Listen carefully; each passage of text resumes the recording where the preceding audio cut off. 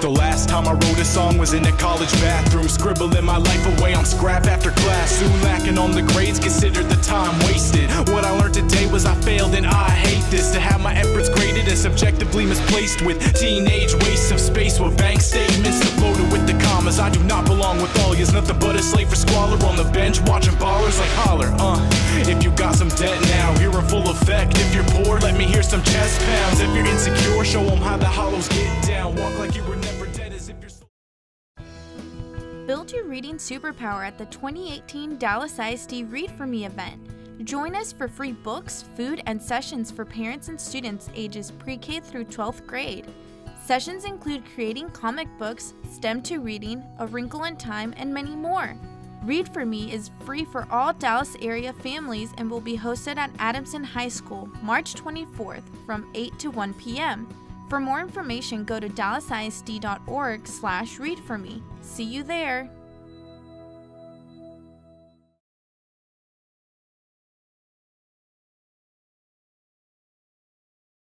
Good morning, Raiders. I'm Tony, and your Skyline Scoop starts right now.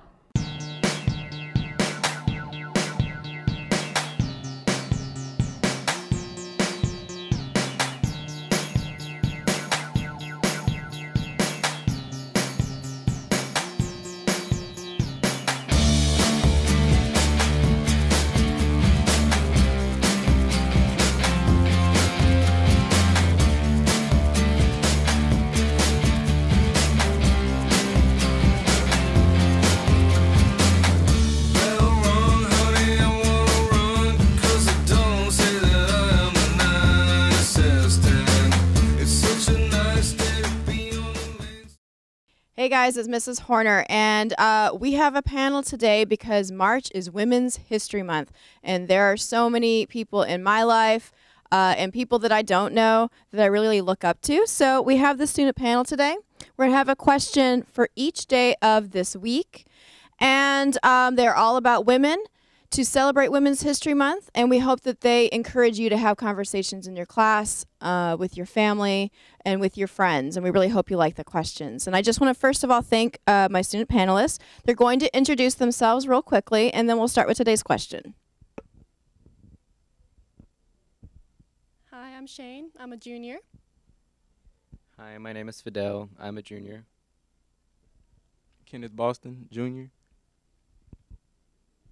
Hi, I'm Jocelyn, and I'm a sophomore. Hi, I'm Brianna, and I'm a sophomore. Hi, I'm Hasio, and I'm a junior. All right, so let's start with the first question for today. Is there someone in your life that you know personally that you really look up to that is a woman? Okay.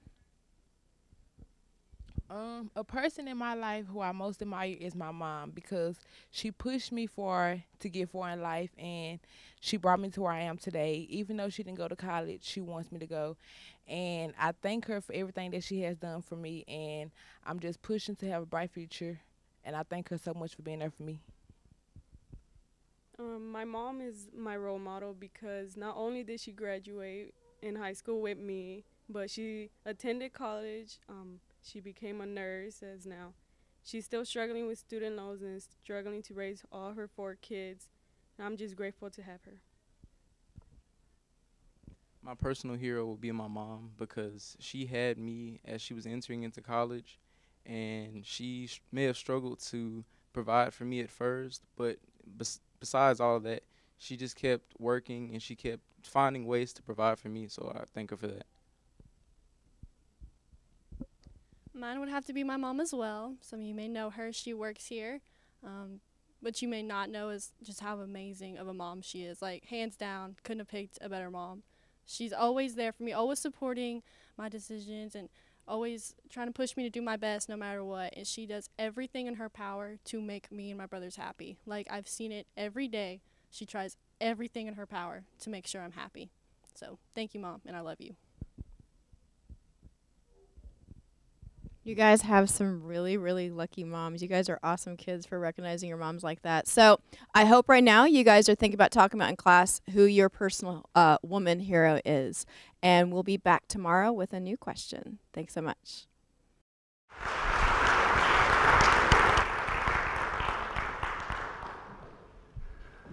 So I'm a big movie buff. I love me some sci-fi. There's a great scene from a sci-fi movie that Tim Robbins is in. The movie title and the story and the plots doesn't really matter for this example. There's a great scene where he has to go in to interrogate somebody. So right before he goes in to question them, he takes an empathy pill. This heightens his senses. And when he questions the person, it only takes a couple minutes. He knows everything they're going to do. He knows what their next move is, what they're thinking, if they're lying or not. I love this scene for a lot of reasons. I watch it a lot because I'm a sci-fi geek. I watch my movies over and over again. Every time I see it, it makes me think, we can do this right now. We don't need an empathy pill. We can connect with people at a higher level to where maybe we don't need to interrogate them, but we know where they're coming from. Empathy, reading their body language, all the things that encompass emotional intelligence. We're in a people economy. Our currency is people. The relationships we build at our schools, at our work, our community, at our churches, at home, that's what's important. So I'm here today to talk to you about my story, how I found emotional intelligence.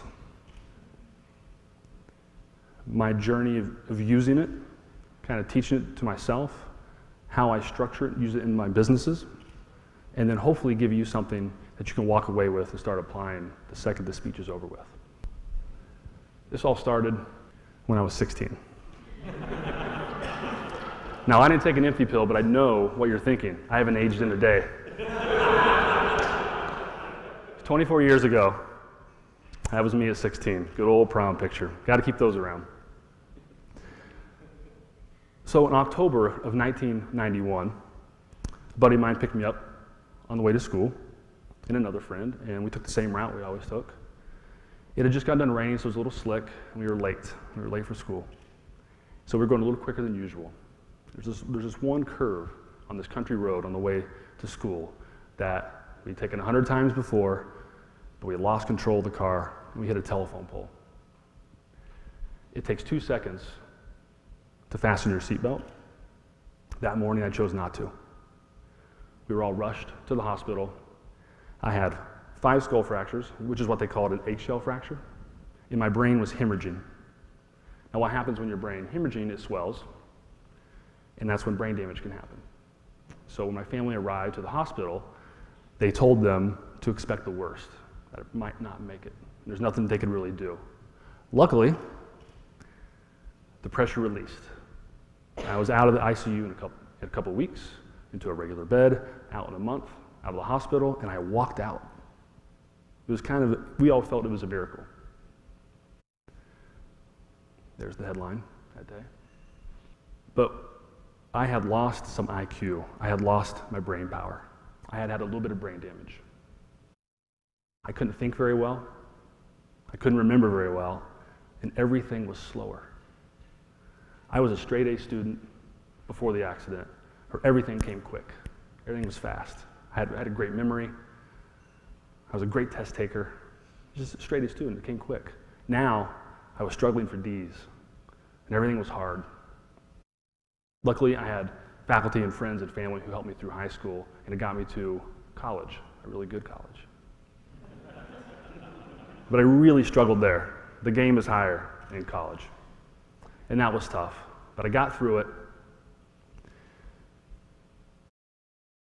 But as I was through high school and college, I had started to develop a little bit of EQ because I couldn't play basketball for a while. I couldn't move very fast.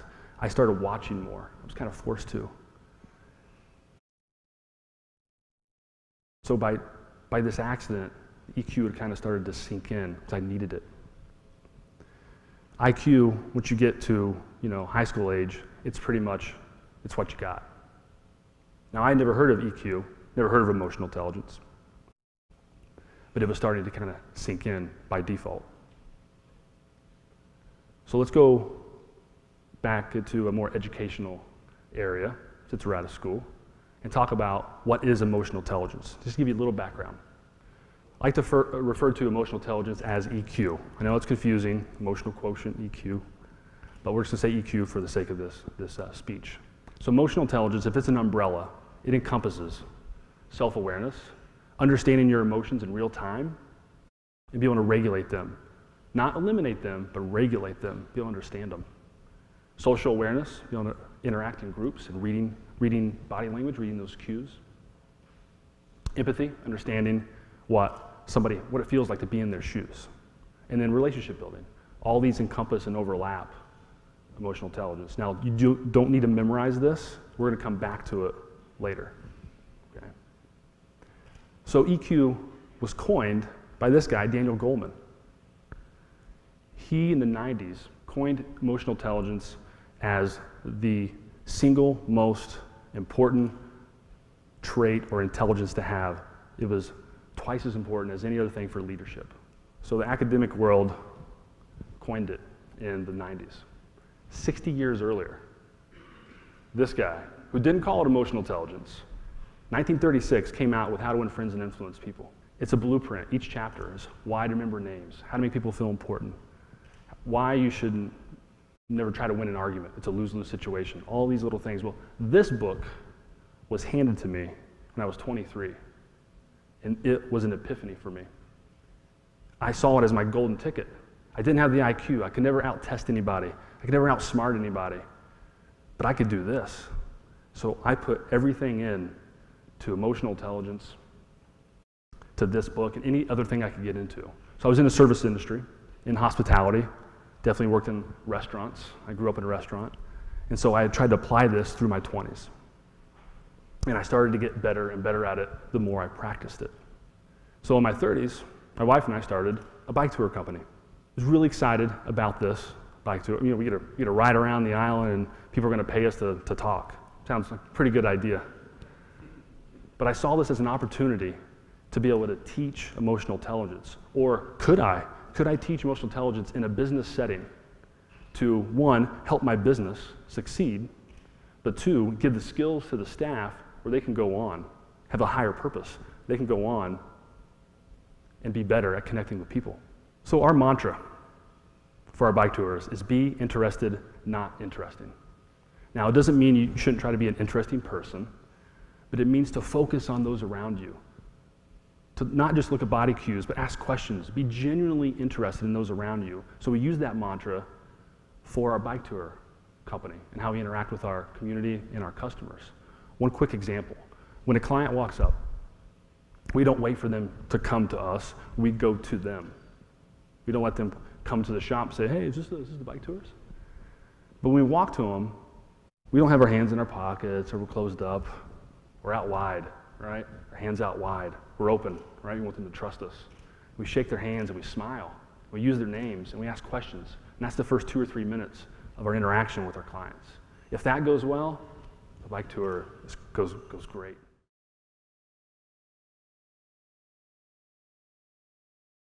That's all we have for today, Raiders. Be sure to catch up on all things Skyline by following us at Skynet Broadcasting. And to make sure you never miss an episode of your Skyline Scoop, sign up to receive your mobile broadcast by texting at SKYN to 81010. Catch us every day right here at skynetbroadcasting.org and listen to tomorrow's hits today, in the cafeteria and anywhere in the world with Skynet Radio. I've been Tony, and from all of us here at Skynet Broadcasting, thanks for watching. We'll catch you on the flip side.